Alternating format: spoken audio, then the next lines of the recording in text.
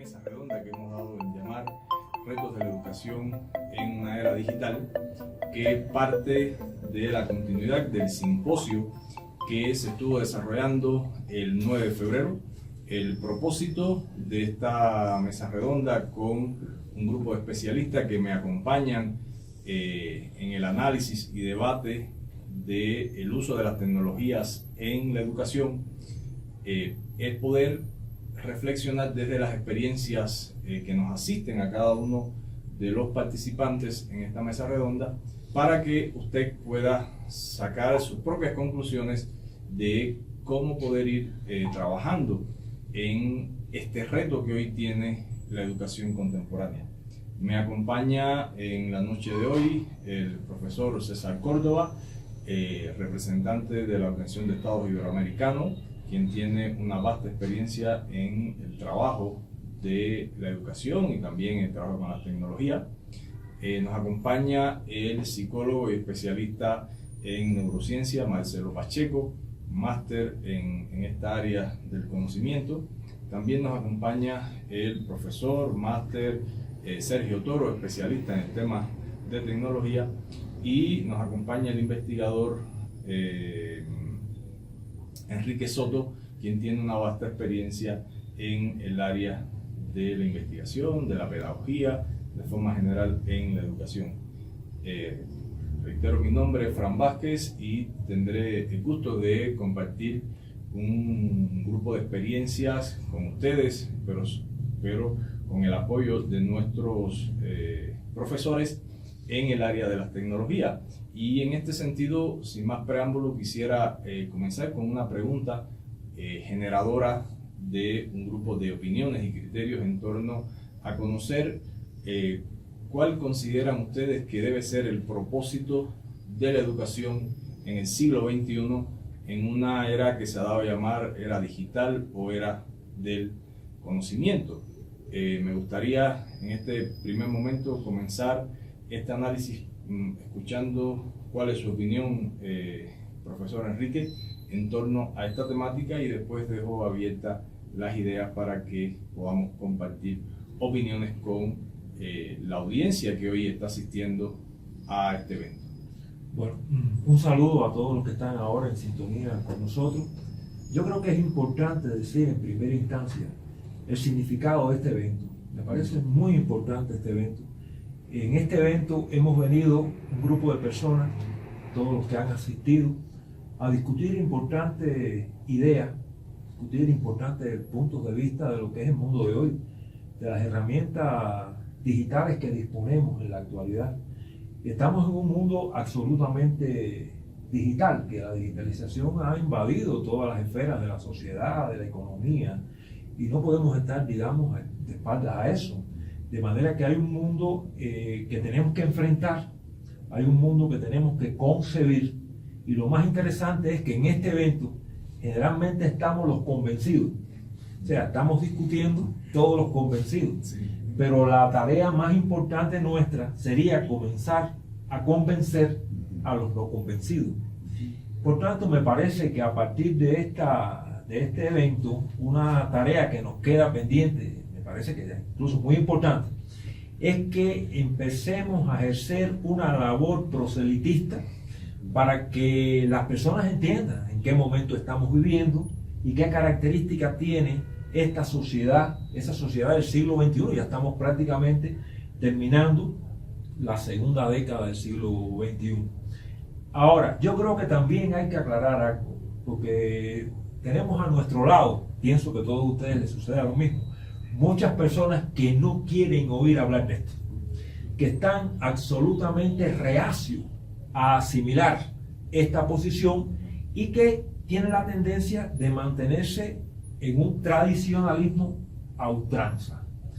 ¿Qué podemos decir nosotros para esas personas? Lo primero que tenemos que decirles es que nuestra intención no es digitalizar absolutamente la educación. Eso no es la intención. No podemos negar el desarrollo que hasta este momento hemos tenido. No podemos negar las grandes experiencias que hemos acumulado. Yo le decía hoy al doctor Frank una cosa que recordé de un gran profesor cubano mayor que una vez dijo en un evento importante: es muy significativo y de hecho es muy importante aprender a navegar en Internet, pero primero nosotros los profesores tenemos que aprender a navegar en la pizarra. Y el hecho es que ese recurso que es la pizarra, tan antiguo, no ha perdido su vigencia, es absolutamente vigente. Y la primera idea que queremos compartir es que de hecho la aplicación de herramientas digitales a la educación no quiere decir en ningún sentido que vayamos a obviar, que vayamos a dejar a un lado todas aquellas grandes experiencias que hemos adquirido, que son válidas. Se trata de que se comprenda que las herramientas digitales no son un fin. Las herramientas digitales son, de hecho, un medio para facilitar los procesos docentes, los procesos educativos. Yo creo que eso es lo primero que tenemos que concebir y tenemos que convencer con esa idea inicial. Muy bien, a partir de lo que usted plantea, estamos hablando del propósito de la educación del siglo XXI. ¿Qué opinan? A ver, César, ¿qué opinión te merece esta primera interrogante? Bueno, primero yo quisiera rescatar algo que los ministros de Educación en una reunión de la OEI en Buenos Aires en 2017 sacaron como consenso. Estamos en un tiempo en el cual la educación es del siglo XIX, tenemos profesores del siglo XX y tenemos que enseñar alumnos del siglo XXI. Entonces, hay unos desfases, hay unas brechas, eso es lo evidente. Y todo lo que se pueda hacer para tratar de acompasar los proyectos educativos de los estados, la formación de los docentes y por ende ese proyecto educativo, transferirlos a los jóvenes, a los alumnos, para que puedan afrontar el mañana, es algo que causa mucha incertidumbre. Primero porque nunca habíamos tenido brechas tan grandes desde que aparece la tecnología. Y además en términos de modelos de enseñanza, es decir, ahora se privilegia el alumno, se privilegia el aprendizaje. Antes de que hubiese el Internet, por supuesto también, de que hubiese la globalización del conocimiento, quien era el portador del conocimiento y la información era el profesor. Entonces aún había una brecha, digamos, muy corta entre la escuela y el profesor, ¿no? Puede haber profesores más dinámicos, menos dinámicos, pero era muy corta. Pero ahora que con la globalización, la tecnología ha permitido que la información circule en la sociedad del conocimiento, los alumnos tienen la misma o más información que el profesor. Entonces, esas brechas se han magnificado. Eso por una parte. Por otra, en parte comparto de que las tecnologías son un recurso, son un medio, pero en trabajos de etnografía digital se comienza a entender que las tecnologías también generan un ambiente. Es decir, y es algo que quizás no lo comprendemos plenamente porque es algo que recién se está desarrollando. Y las fronteras de ello son precisamente las cosas de realidad virtual. Es decir, en los trabajos de realidad virtual uno puede recrear y puede generar experiencias más vivenciales que incluso las que uno vive materialmente y que por ende pueden ser más efectivas. Entonces, en mi opinión, por ejemplo, la realidad virtual, yo siempre digo, la realidad virtual es algo que puede hacerse realidad, es un poquito más de tus sueños, que ayuda a aterrizar, pero no es físico.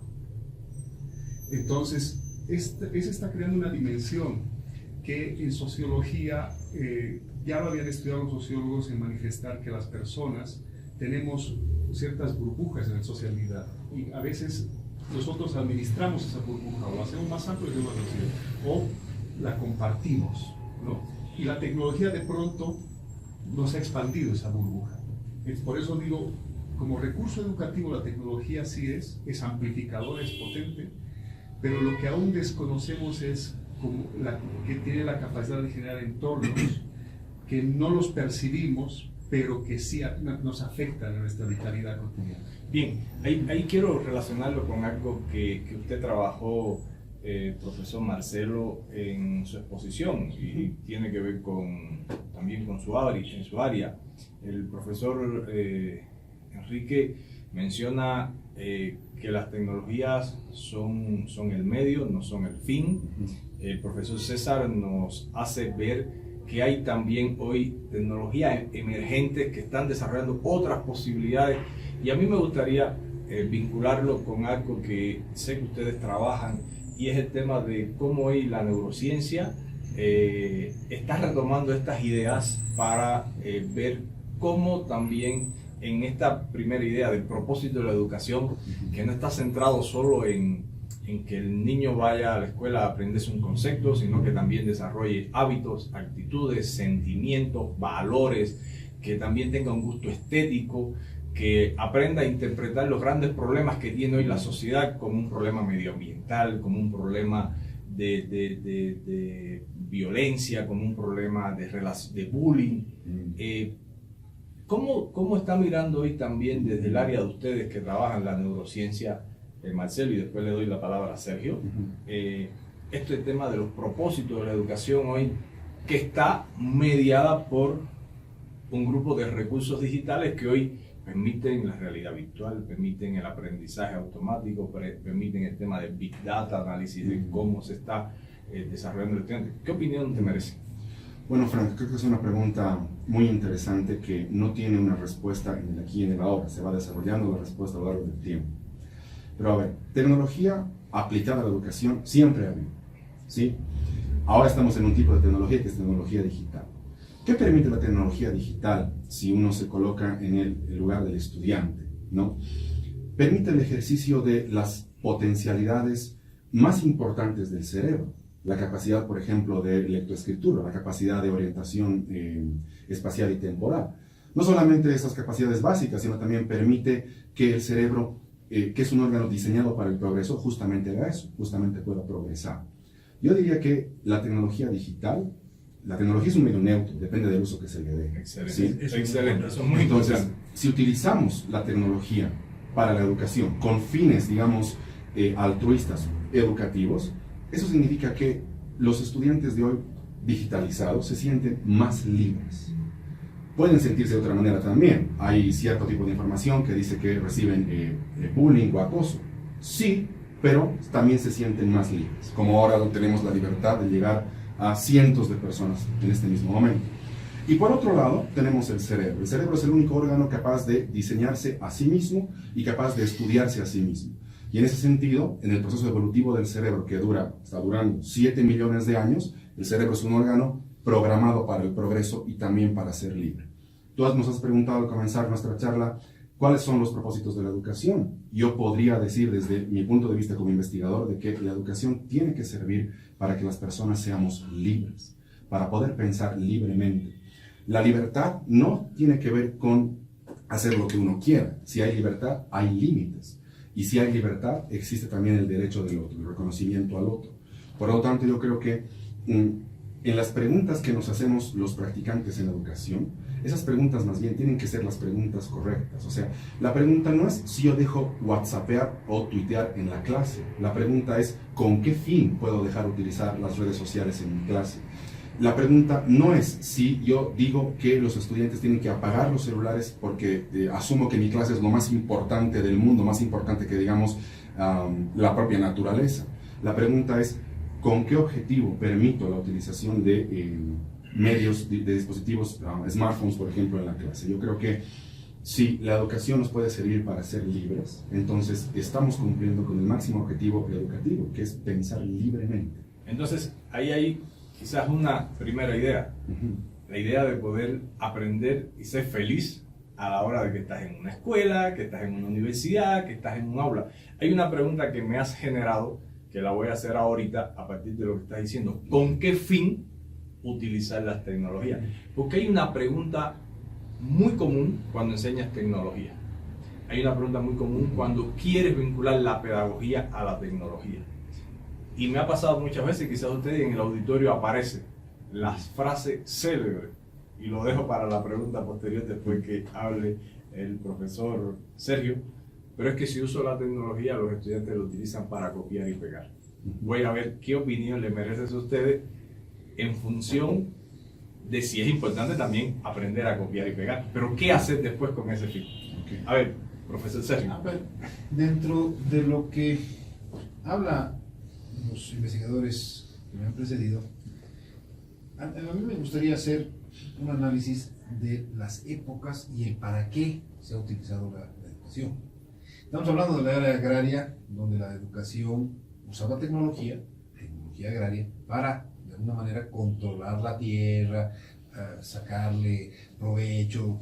La era expansionista básicamente manejaba la tecnología del metal, las guerras, o sea, para ser expansionistas. Y así sucesivamente. Y ahora estamos en la era industrial, lo mismo, manejar la industria, manejar la máquina, dominar. ¿Y ahora para qué estamos? ¿Cuál es nuestra razón de educar? ¿Cuál es nuestra razón como seres humanos? Podemos ver varias perspectivas. O sea, podemos hacer los Estados Unidos que quieren usar la tecnología para construir un muro, para evitar que se entren. Queremos usar en otros lugares, maximizar la tierra. Estamos hablando de Holanda, un país diminuto que produce rosas y exporta para el mundo. Estamos hablando, entonces, ¿para qué estamos usando la tecnología? Estamos en la era de la información, de la hiperinformación. Entonces, ¿realmente para qué nos estamos educando? Ahí tenemos que hacer una especie de mirada a sí mismo, un mea culpa, una introspección de para qué nos estamos educando. Yo veo en la respuesta de los padres en educación escolar que los colegios tradicionales siguen siendo masivos y son los colegios del siglo, no del XIX sería mucho decir, son del siglo XVIII o XVII, o sea, son colegios donde se está coartando las libertades. Sin embargo, el padre está llevando a su hijo a ese tipo de colegios. ¿Qué es lo que está pasando? Si estamos queriendo generar libertades, ¿por qué como una generación que hemos tenido hijos apuntamos a tener colegios tradicionales? ¿Qué es lo que está pasando? O sea, ¿cuál es nuestro pensamiento? O sea, el pensamiento como sociedad, digo, o sea, ¿cuál es el fin? Nosotros como ciudadanos de este lado del planeta, ¿qué es lo que queremos dominar? En su momento han querido dominar la tierra, han querido dominar la guerra, han querido dominar ¿Nosotros qué queremos? Entonces yo creo que el fin en sí mismo de la educación no lo tiene que dar la herramienta con la que enseñamos. Que hace algún tiempo era la tiza, ahora es el marcador, viene la tecnología. Yo creo que es el para qué estamos formando. Y ahí viene también el cortar, pegar, que puede ser válido. Si hacemos un análisis de las sociedades exitosas, yo les pongo la pregunta, Japón, ¿qué ha inventado? Japón ha inventado en el inventario japonés, yo creo que ha inventado muy poco. ¿Qué ha sabido hacer Japón?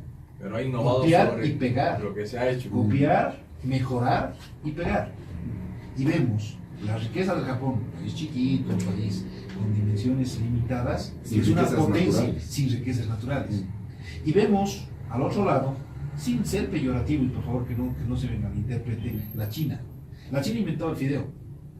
¿Y de dónde conocemos el fideo? De Italia. La China ha inventado el té. ¿De dónde lo conocemos al té? De Inglaterra. La China inventó la pólvora. ¿Quiénes usan la? O sea, han sido más inventivos la sociedad china en un territorio más grande y no sabía explotar eso. Los japoneses han sabido adaptar, copiar, mejorar y exportar. Y todos tenemos un concepto de lo que he hecho en Japón está bien hecho, de lo que he hecho en China no está bien hecho. Entonces, ¿cómo han orientado su educación? ¿Cómo han orientado su manera de pensar? Estos dos países simplemente, porque podemos agarrar ejemplos de otros países, ¿cómo han adaptado ese copiar y pegar? ¿Es malo el copiar y pegar? No tenemos que ser tan a ultranza. De repente ese copiar y pegar sea bueno, pero saberlo adaptar a una necesidad y a un para qué. Bien, fíjense que estamos analizando, ustedes que están participando con nosotros y pueden inclusive formular preguntas, 4 ideas esenciales. Una idea esencial donde la tecnología es un medio, no un fin. Una idea muy importante sobre los entornos o espacios que se están generando. Hay autores que hablan de ecologías de aprendizajes. Estamos hablando de cómo el cerebro se autoconstruye, y diríamos en palabras de Vygotsky, si hay una situación social de desarrollo propositiva, también encontrará mejor fuente de fertilización, diríamos, para el aprendizaje y el desarrollo, no solo el aprendizaje, sino el desarrollo de hábitos, habilidades, destrezas. Y decimos también la importancia de la felicidad. Si no hay motivación, ¿qué vamos a aprender? Y si no hay motivación, ¿qué vamos a hacer en la propia vida nosotros como individuos? Y hay una idea principal que nos analiza Sergio, de cómo también el tema de retomar lo que otros han hecho, el tema de innovar a partir de lo que también han hecho, genera una nueva necesidad en el para qué de la educación. Y bueno, tendiendo este para qué de la educación y transitando por las preguntas del reto de la educación, de qué ha aportado, qué está aportando la neurociencia hoy a las tecnologías, y viendo la necesidad hoy de una educación que Sergio decía que todavía siguen aportando a estos colegios, con todo respeto, de mayor nivel de educación tradicional. Bueno, ¿qué pasaría entonces con la necesidad en la actualidad de una educación que estimule el pensamiento crítico, que estimule la resolución de problemas de forma creativa, que estimule la comunicación efectiva y asertiva entre estudiante-profesor, comunidad y familia? ¿Qué importancia hay del desarrollo entonces del pensamiento lógico? Y voy a concluir para introducir la pregunta. ¿Qué pasaría con las habilidades de producción oral y escrita? Ayer yo estuve en un evento, y en el evento habían dos grandes preocupaciones. Si uso entorno virtual, y dentro de ese entorno virtual voy a usar un grupo de actividades como los foros, como los chats, como las wiki o como los cuestionarios, ¿qué va a pasar si el estudiante se fija, hace chanchullo? Llegaban a decir, y si pongo un trabajo, ¿cómo evito que ellos dos se reúnan y respondan las mismas preguntas? Y yo siempre que estoy en esos escenarios como profesor o escucho, el profesor trata de defender a capa y espada, porque le está presentando que las tecnologías pueden ser muy buenas, que cómo se puede, y no va a pasar que haya fraude. ¿Será esa la importancia y la esencia de pensar en estas cosas? ¿O es que muchas veces los que se dedican a hacer cosas ilegales siempre están pensando en cómo seguir transgrediendo y encontrar nuevos mecanismos para? ¿O será importante pensar que la habilidad, que es una habilidad de extraer una información, saber seleccionarla? ¿Qué va a pasar después con el para qué? Con lo que decía César, de ese entorno que puedo extraer una información y puedo compartirla con 15 estudiantes de mi grupo, con 15 personas que están en una red social mía, en Twitter, en Facebook. ¿Sería un error copiar y pegar? ¿Qué opinas? Bueno, yo creo que se han dicho muchas cosas, todas muy interesantes. Sí. Todas muy interesantes. Yo me voy a centrar en una, y es el hecho de que aquí se ha dicho una cosa que me parece muy significativa, es que no hay ningún medio que por sí mismo sea positivo o negativo. Todo está en la intención que se encuentra detrás del empleo de ese medio. Me parece que eso es importante. Además, cualquier invención, cualquiera que nos venga a la mente ahora, puede tener un significado positivo o negativo. Es decir, que todas las invenciones que se han podido hacer en el desarrollo de la humanidad han podido utilizarse para el bien, pero también se han podido utilizar para el mal. Y aquí esto sucede en todas las líneas de pensamiento, en todas las líneas en sentido general. Con relación a esto es una gran preocupación el cortar y pegar. Yo creo que hay muchas personas muy reticentes a este problema de incorporar estas herramientas digitales, porque lo más rápido que dicen es que, bueno, eso sirve para cortar y pegar. Pero es que cortar y pegar ha existido siempre, antes de que aparecieran las computadoras. Yo cojo un libro, cojo un lápiz, escribo un concepto, escribo una idea y yo la corté del libro y voy y la pongo allí y la pegué allí. Es decir, que ahora lo que existe es una manera tecnológica de cortar y pegar, pero siempre ha existido el cortar y pegar. Siempre ha existido. Ahora, ¿dónde está lo malo de esto? ¿Dónde? Realmente eso no tiene nada de malo. El cortar y pegar está en un primer nivel, en el nivel reproductivo.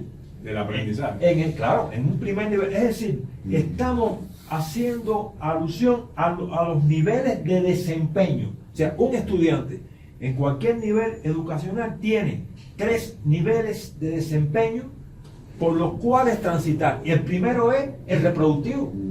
Ahí está el cortar y pegar. Pero lo malo está en que yo me quede en el cortar y pegar. Yo tengo que pasar ese nivel al nivel aplicativo. Ese cortar y pegar después se tiene que aplicar a nuevas situaciones, a nuevos problemas. Y después que yo soy capaz de esa memorización, de esa reproducción, aplicarla en nuevas situaciones, yo me voy desarrollando para pasar a un último nivel, un tercer nivel, que es el nivel creativo, que es cuando yo soy capaz de enfrentar los problemas, resolver los problemas e incluso de elaborar problemas.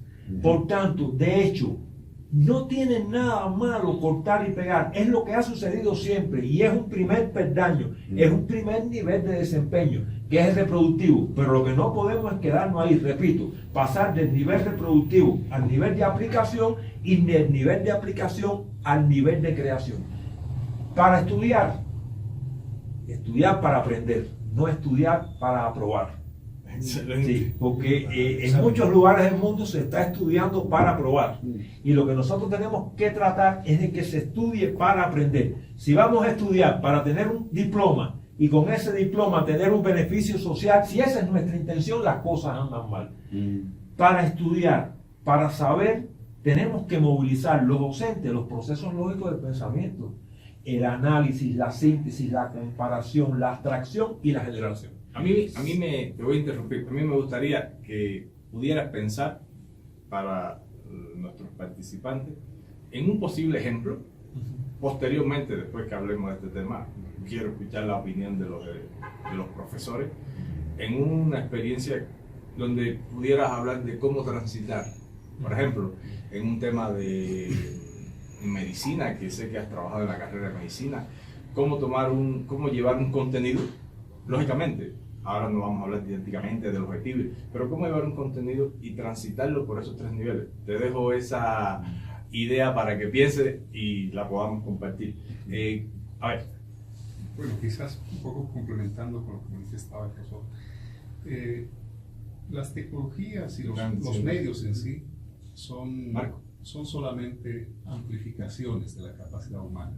Es decir, el ser humano ha construido herramientas para que le ayuden a ser más rápido, puede alcanzar más lejos, es decir, solamente amplifica la capacidad. Entonces, por tanto, si con las actuales tecnologías se ven malos usos, quiere decir que quien lo usa, es decir, las personas. El origen de los malos usos son las personas.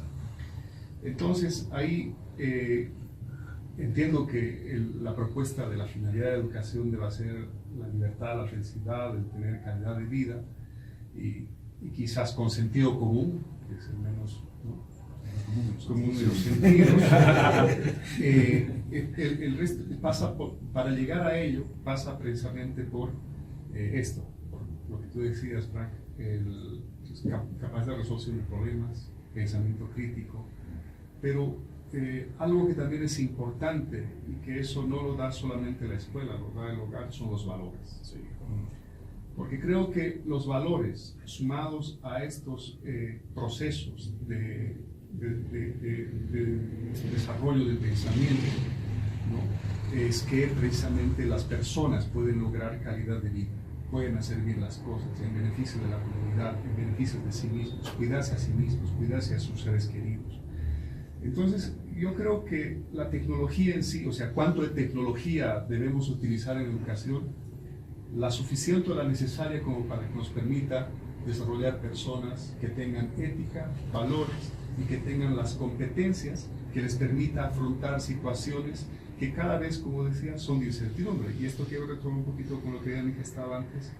Estas brechas están creando tanta incertidumbre porque todo está cambiando de manera tan acelerada que echarle la responsabilidad a la educación de formar ciudadanos para el futuro, donde no sabemos cómo va a ser el futuro, qué carreras van a haber, cómo va a ser los entornos, es darle educación que tenga una bolita, ¿no?, mágica donde pueda proyectar situaciones. Entonces, yo creo que hay que replantearse, y los maestros o los que son educadores tienen que asumir conciencia de que la educación no está en temas de futuro, está en temas del presente. Y en temas del presente parten por hacer de manera equilibrada valores, por hacer actitudes, por hacer competencias y también conocimientos, ¿no? Es decir, información.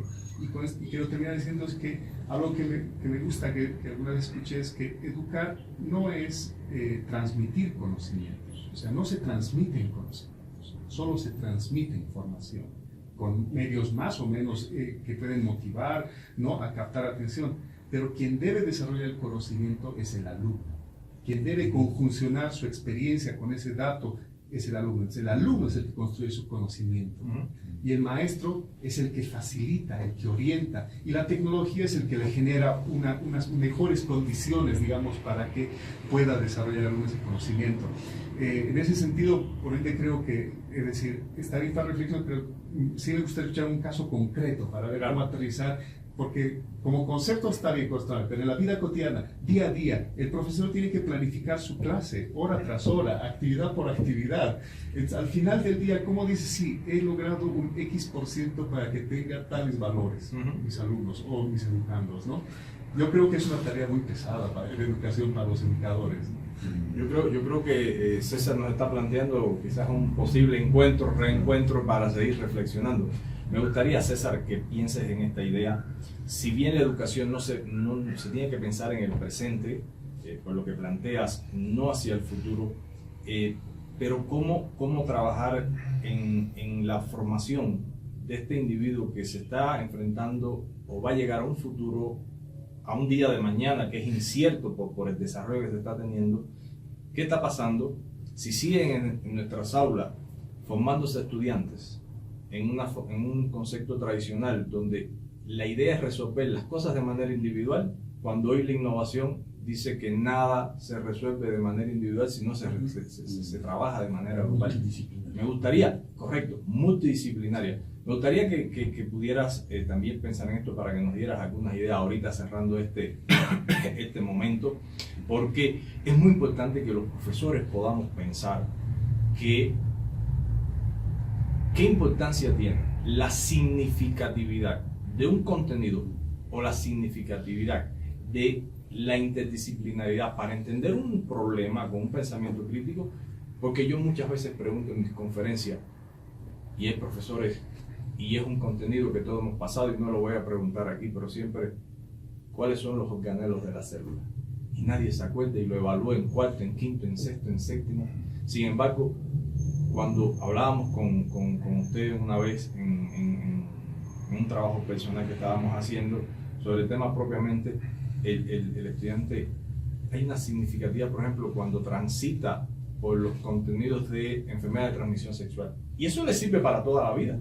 Y le sirve para un futuro que puede ser incierto, me refiero a cuando se encuentra en una etapa de adolescencia y empieza a conocer personas. Entonces, ¿qué pasa con lo que está sucediendo hoy, de que seguimos pensando que el estudiante solo necesita aprender más contenido de una manera individual, cuando hoy se ha demostrado que los grandes avances de la ciencia se construyen de manera interdisciplinaria, como decía Sergio?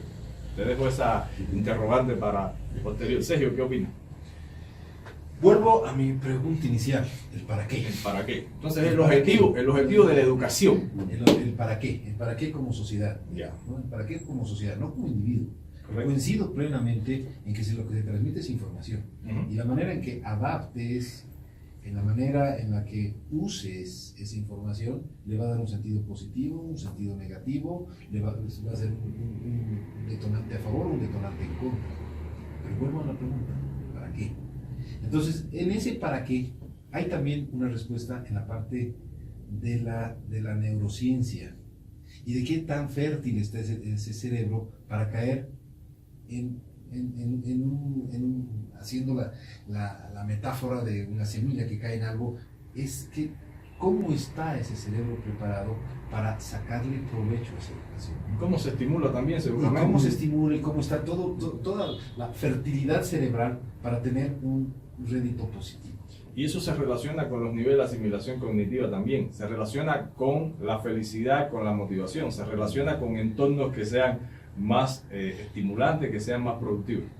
Bueno, yo estoy de acuerdo en varias ideas expresadas por el doctor, en el sentido de que pegar y copiar ha existido siempre, y además creo que no hay nada inmoral en querer innovar o mejorar una propuesta. Pero tenemos que, yo diría, empezar a tener otra epistemología en la discusión educativa, ¿sí? Ya no podemos hablar de los modelos tradicionales, tenemos que hablar de un currículum basado en evidencia cerebral, que es lo que han hecho, hasta donde se conoce, los sistemas educativos, entre comillas, digamos, más exitosos de la civilización humana, no solamente de la historia humana como especie, de toda la civilización humana. Yo quiero plantear la idea de que dentro de la educación deberíamos pensar de que el progreso es inevitable, es imparable además. Es imposible plantear barreras políticas o sociales al progreso, no se puede. La evidencia histórica nos dice eso. Pero ¿qué cosas sabemos con respecto, por ejemplo, al cerebro en cuanto a un punto muy importante que es el estímulo o que es el incentivo? Sabemos que el cerebro responde más a incentivos que a castigos. Entonces, una de las cosas que a mí me pasa, por ejemplo, cuando algunas veces trabajo con profesores, es que los profesores dicen que el modelo educativo es conductista. Les pregunto, ¿por qué? Porque es muy memorístico. Entonces, esas son dos categorías que no coordinan entre sí. Si es memorístico, entonces es un modelo educativo cognitivista, digamos, o cognitivo. ¿Por qué? Porque privilegia la retención de información, no la repetición de comportamientos. Entonces, si fuera un modelo conductista puro, la educación estaría basada en el estímulo. Y eso es un punto para mí muy importante. Nuestros estudiantes, en su gran mayoría, en la mayoría de instituciones educativas tradicionales, como Sergio planteaba, saben lo que les va a ocurrir si se portan mal, si hacen las cosas mal. Pero no saben lo que les va a ocurrir si hacen las cosas bien o muy bien. No saben, no hay una política de incentivo. No, nadie te dice, por ejemplo, mira, si sacas 100 sobre 100 en física, 100 sobre 100 en química, tienes 50 puntos ganados en matemática. Listo, porque te has sacado 100 sobre 100 en otras materias. No hay una política de estímulos apropiada a la educación, porque se trabaja en función del efecto halo. Hemos castigado y el niño, el joven, ha cambiado su conducta, hemos pensado que castigando va a seguir cambiando su conducta. Y un punto muy importante, y con esto cierro esta mi segunda participación, es la pregunta que tú hacías, ¿no? ¿Cómo podemos generar valores? Me parece una de las preguntas más cruciales que la educación puede aportar a responder. No tiene que responder todo, pero puede aportar a responder. Entonces, por ejemplo, en modelos educativos psicoterapéuticos, ¿qué se tiene como algo de evidencia? De que parece que el segundo factor que puede generar valores es obviamente un contenido, digamos, ¿no? Educación para la paz, por ejemplo. Tener educación para la paz como una variable transversal en toda la educación puede ser. O el tercer factor, digamos, una familia donde en especial padre y madre privilegien la estabilidad emocional. Pero parece que el primer factor es la relación que se establece entre el profesor y el estudiante. ¿Y entre los estudiantes? Sí, la relación. Entonces la tecnología nos podría ayudar a mejorar la relación. La relación es el verdadero motor de cambio que puede rediseñar el cerebro y a la larga quizás generar valores. Pero uno de las preguntas que vamos a hacernos ahora es ¿cómo nos relacionamos con los estudiantes? ¿Desde qué lado? ¿Con qué herramientas? ¿Con qué objetivo? La relación. Entonces creo que esos son puntos muy importantes a tomar en cuenta. Voy a retomar lo que decías que era tu segunda participación y cerrabas. Okay. El otro día estábamos en un taller y una profesora al finalizar el taller nos hacía una pregunta y decía, pero lo que pasa es que si yo integro tecnología, voy a perder la comunicación con mis estudiantes y mis estudiantes no se van a comunicar entre ellos. ¿Qué piensas de eso? Yo creo que hay un nivel muy elevado de tecnofobia, en especial por parte de un sector que más bien debería ser el más ávido en utilizarla, ¿no? Que es la educación. Yo creo que, mira, por ejemplo, en una universidad X, en una ciudad X, ha habido una feria de psicología, ¿no? Y había un stand que decía que los efectos malos de jugar juegos de video, ¿no? Pero vas a visitar el stand y intuitivamente me puede decir, el profesor que está dirigiendo ese stand no ha jugado ni Pac-Man, entonces no sabe cómo abordar el tema de juegos de video. ¿Qué se sabe, por ejemplo, con respecto a salud mental de juegos de video? Que en especial para varones jóvenes que están saliendo de procesos depresivos muy profundos, la actividad física junto con los juegos de video y junto con psicoterapia pueden ayudar en la mejora del estado emocional. Entonces, hay que tener una apertura importante y combatir la tecnofobia. Eso que dices, yo leí un estudio que ha demostrado que los profesionales dedicados a la medicina y sobre todo a la parte quirúrgica y quirúrgica por mínimo acceso fueron jóvenes que han tenido muchas habilidades en el tema de uso de los videojuegos. También hay investigaciones que demuestran que muchas horas pueden también generar niveles de sobreexcitación. Sobreexcitación.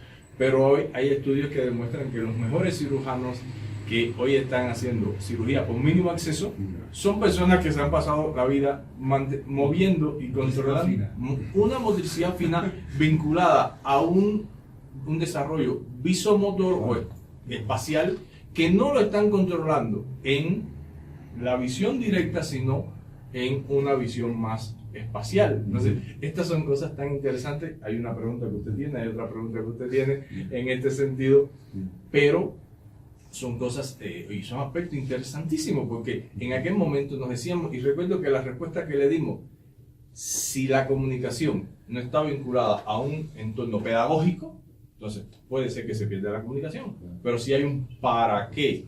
Y yo pienso que esa pregunta que has planteado, es decir, ¿para qué desarrollar Pablo? ¿Para qué el niño es feliz? ¿Para qué integrar los niveles de asimilación cognitiva? Es decir, ¿para qué mover los nuevos entornos de aprendizaje? ¿Para qué trabajar en función de la estimulación, del estímulo cerebral, el estímulo propositivo? ¿Para qué las relaciones interpersonales? ¿Para qué el tema relacionado con la educación, las tecnologías no como fin, sino como medio? Entonces, esa es una pregunta que todos tenemos que hacer. ¿Para qué la formación multidisciplinaria? La importancia de para qué radica precisamente en que los objetivos son el carácter rector del proceso educativo. Y hay una derivación gradual de objetivos que comienza con los objetivos que persigue la sociedad en sí misma. Y a partir de ahí se va produciendo una derivación gradual hasta los objetivos de la educación, los objetivos de los distintos niveles de educación, hasta llegar a los objetivos de la clase. Yo te voy a interrumpir. Hay una cosa bien interesante. Habla muy bien de Finlandia en la educación.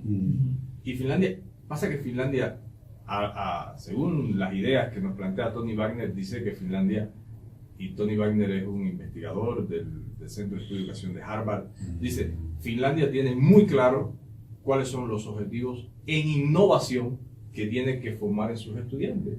Entonces, al inicio de la mesa, escuchaba hablando con César sobre cómo en determinadas universidades ya desde los primeros años el alumno tiene como que un tutor, pero que es un investigador, que muchas veces son hasta premios Nobel, que están trabajando directamente con él y lo están preparando porque tienen un objetivo y tienen un proyecto. Entonces, por ejemplo, en Finlandia, desde creo que aproximadamente desde quinto grado, empiezan a trabajar por proyectos. Y lo más importante no es la nota, lo más importante son las habilidades, las contribuciones en equipo y de manera colaborativa que desarrollan. Sí, te corté y te quedaste en el tema de la derivación de los objetivos. No, sí, que lo que realmente está claro que el sistema educacional, cualquier sistema educacional parte de objetivos muy precisos que tienen que derivarse hasta llegar a los objetivos de la clase misma cuando estamos frente a los estudiantes. Eso es el resultado de una derivación gradual y mientras más claros estén los objetivos, pues más posibilidades hay de que el sistema realmente funcione. Me parece que ese para qué es algo que no podemos perder de vista. Tienes un reto. Te voy a dejar que siga pensando y voy a pasar a... Si quieres, ¿sí? Bueno, vamos. la pregunta. A ver. He visto muchas cosas de estas. Yo siempre le digo a mi amigo Frank que uno tiene que ser crítico de uno mismo, uno tiene que ser observador de todo para poder tener 20 años de experiencia. Yo en en una experiencia que tuve, me daba cuenta de que había muchas personas que eran profesores que llevaban 20 años trabajando, pero me di cuenta que estaban haciendo lo mismo durante los 20 años. Entonces dije, no es lo mismo tener 20 años de experiencia que 20 veces la experiencia del mismo año. Entonces, eso es una cosa realmente. Entonces, tratando de buscar estas experiencias, tratando siempre de que lo que está en teoría tenga un sustento en la realidad. He visto en la carrera de medicina algunos de estos ejemplos que pudiera poner. Por ejemplo, ejemplos que no son los adecuados, pero tenemos que analizarlo para ver cómo podemos llevar ese ejemplo no adecuado al ejemplo que puede ser el más adecuado. Digamos, una experiencia, se le indica a un estudiante de medicina que estudie todo lo relacionado con el infarto del miocardio. Y entonces el estudiante se encarga de revisar toda la bibliografía. Ahí está en un plano, en un primer nivel, en un primer nivel, está revisando toda la bibliografía, está leyendo, está haciendo algunas anotaciones del propio libro de medicina. Me acuerdo que el autor era Cecil, hoy en día hay otros autores como Guyton, etcétera. Pero bueno, él recoge toda la información del infarto y va a donde está la profesora. Y entonces la profesora le dice, bueno, ya, revisaste el infarto. A ver, ¿qué me puedes decir? Y él le ha recitado todo lo que ella leyó en el libro. Y ella le dio la nota más efectiva. Y ahí se quedó. Ahí se quedó en el primer nivel, en el nivel reproductivo. Y que no es lo mismo que memorizar. Ya, entonces, ¿qué pasó con eso? Aunque tiene también de memorizar. Claro. Ajá. Pero ¿qué pasó con eso? Que dígole yo, mira, tú sabes lo que tú tenías que hacer. Después que terminara, tú tenías que haber llevado 7 historias clínicas de personas con infarto. De infartos en distintas zonas del corazón, con distintas intensidades, de infartados con distintas edades. Le estoy poniendo ya un grupo de indicadores. Y después le digo, a ver, ahora todo eso que tú me has dicho del infarto, mira, aquí tienes 7 historias clínicas. Hazme un análisis de esto. Y lo estoy poniendo a aplicar sus conocimientos allí. Y cuando termine, le podías haber dicho, ¿qué recomendación tú le das a la comunidad para evitar el infarto? Y entonces estás en lo creativo. Y ese es un tránsito de Y un aquella nivel. profesora le dio el máximo. Y los estudios, por ejemplo, que muchos investigadores no les gusta, a mí me encanta porque no es para tomarlo críticamente, sino para ver qué regularidades se está teniendo. El otro día hablamos de PISA, hablamos de los estudios YESE para América Latina, y estos estudios son muy tosudos en demostrar que la mayoría de las evaluaciones se están quedando a un nivel de tipo reproductivo, que tiene la habilidad de memorizar. Si no memorizas, es decir, todo lo que César ha hablado, todo lo que usted ha hablado, también está en un proceso de memoria, es un proceso. Ahora, que cree y lo aplique es lo necesario. En este momento estamos con 47 personas que están participando de esta mesa redonda. Muchísimas gracias. Es una mesa que se ha compartido especialmente para los participantes, entonces hay una gran teleaudiencia, una gran aceptación. Y también les comentamos que estamos haciendo una grabación y la vamos a poner a disposición de ustedes el día de mañana. Estamos por concluir. Te voy a invitar, César, a ver de la pregunta que teníamos. Sobre lo multidisciplinario. Yo creo que precisamente ante sociedades tan complejas es inevitable que se requieran de especialistas de muchas áreas del conocimiento que puedan hacer trabajo interdisciplinario, transcientífico, ¿no?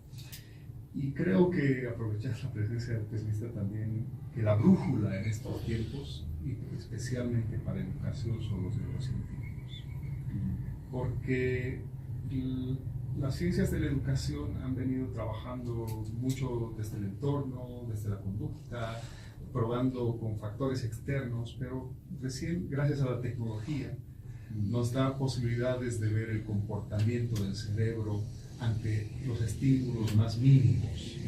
Entonces, la información que pueda salir de los análisis de los neurocientíficos, creo que son valiosos para los educadores, porque tiene que ayudar primero a repensar cómo es que procesa en una persona, un sujeto, la información, primero como estímulos, cómo ayuda de que de su memoria de trabajo pase a la memoria de largo plazo. ¿Qué cosas, qué actividades pueden ayudar a consolidar para que pase? ¿Y cómo pueden ser estimulantes? Y ahí obviamente estoy de acuerdo, tiene que ser desde la forma más positiva, no desde el castigo, porque el castigo lo que causa es precisamente reticencia, rechazo, ¿no? Y lo otro es cómo se hace que se van cargando de sentido esa información que va apropiándose el alumno. Entonces, obviamente hay cosas que la tecnología, retomando, digamos, uno de los temas de esto, te ayuda, te facilita a hacer reproducir a cosas que el profesor solo no podría hacerlo, o que la tecnología te ayuda a acumular tanta información con el Big Data, por ejemplo, que te puede ayudar a generar tutores inteligentes, ¿no? Que, por ejemplo, ¿qué hacen? Ahora, en esta época se están construyendo plataformas educativas en las cuales con inteligencia artificial se está tratando de ver cuál es el punto de estrés tolerable para un alumno, pero que no le lleve a la frustración, pero que le ayude a dar un salto al siguiente nivel de conocimiento. Y ahí, por ejemplo, podríamos progresar precisamente de este nivel reproductivo a un nivel aplicativo. Y después de eso, a él, que haga una propuesta, un proyecto, que cree, que haga una solución. Claro. Yo creo mucho, por ejemplo, ahí necesitas colocar, además de neurocientíficos, pedagogos, comunicadores, ingenieros de sistemas, ¿no? Es decir, administradores, tecnólogos que gestionen recursos, espacios, ambientes. En la actualidad se aprende mucho a través de simuladores. Sí. Es decir, cosas que ya el profesor no puede controlar todos los recursos, todos los detalles, pero los simuladores, la computadora sí. Aquí quiero volver a que los docentes, lo que decía, la tecnofobia. Es decir, yo creo que hay que romper esos complejos que tienen los docentes, porque la tecnología puede ser el mejor aliado que tengan ellos. Pero eso quiere decir también que los profesores tienen que tener, los educadores, con una amplitud como para poder captar. Y aquí, un poco retomando lo que se dijo en la charla, hay una brecha entre los nativos digitales y los migrantes digitales. Y precisamente es una de las paradojas. Es decir, migrantes digitales están enseñando a los nativos digitales lo que va a pasar en el futuro. Entonces, esta paradoja, ¿cómo la cortas? Con una actitud amplia, o sea, no hay otra. Es decir, los profesores tienen que tener la apertura a las tecnologías, a ver las mejores posibilidades, a dejarse guiar por los especialistas, por los que están viendo, para apropiárselas. Yo creo que, como mensaje para cerrar, es decir, muchos especialistas pueden trabajar mucho para mejorar los factores o la ecología de recursos disponibles, pero el que debe tener la capacidad de apropiarse es el docente con una actitud abierta. Muy bien, excelente estas ideas que César nos ha planteado. Estamos cerrando nuestra mesa redonda y quisiera, para ir cerrando, preguntarle a Sergio, a partir de que enfocaste el para qué, cuáles son los retos que consideras que tiene hoy la educación contemporánea, y me gustaría que cada uno de ustedes fuera pensando en una frase que, para cerrar, le dejaría a los profesores que hoy nos están acompañando, a los profesionales que nos están acompañando y a toda la audiencia que posteriormente, estando en las redes sociales, nos van a visualizar. ¿Qué retos considera que tiene la educación contemporánea? Tratando de ser sintético y tratando de cerrar, yo creo que el reto que tiene la educación y que la ha tenido siempre es mejorar al ser humano. Queremos mejorar, hemos querido mejorar en la era agraria, hemos querido mejorar en la era y queremos mejorar como seres humanos. Entonces, la palabra que yo digo que el reto que tiene la educación y siempre lo ha tenido es mejorar la característica humana. Entonces, como decía José Martí, preparar al hombre para que esté sobre su tiempo y no para que se quede debajo de su tiempo. Una frase, unas ideas concretas, en pocas palabras, para las personas que nos están escuchando. Hacer un esfuerzo por confraternizar con las tecnologías digitales. Hacer un esfuerzo por confraternizar con las tecnologías digitales. Yo creo que voy a rescatar un poco el diálogo que he tenido con un especialista en física y otro en biología en la Universidad Estatal. Una idea de ciencias duras, pero que se tiene que aplicar a todos los ámbitos del conocimiento, ¿no? La posibilidad de construir una actitud científica hacia la vida, ¿sí? ¿Qué está demostrado en estudios de paz, por ejemplo? De que las sociedades menos míticas son menos violentas con las personas más vulnerables. Una actitud científica es muy importante para el ejercicio de la ciudadanía inclusive. Muy bien, entonces lo invitamos a que usted piense en esto que nos refiere el profesor Marcelo. generar una actitud científica en nuestros estudiantes, en nuestras formas de actuación hacia ese reto de formar a las futuras y a las actuales generaciones. César. Bueno, quizás yo retomaría un poco de las relaciones. Es decir, ante sociedades complejas, lo único que después es un trabajo conjunto, porque ya no hay verdades últimas. Es decir, el profesor ya no puede ser el que transmita la única verdad, y más bien es el que ayude a guiar. Entonces, este guía es un trabajo conjunto de una comunidad, pero para trabajar en comunidad tiene que bajarse al nivel de los estudiantes. Es decir, tiene que tener una sociabilidad horizontal.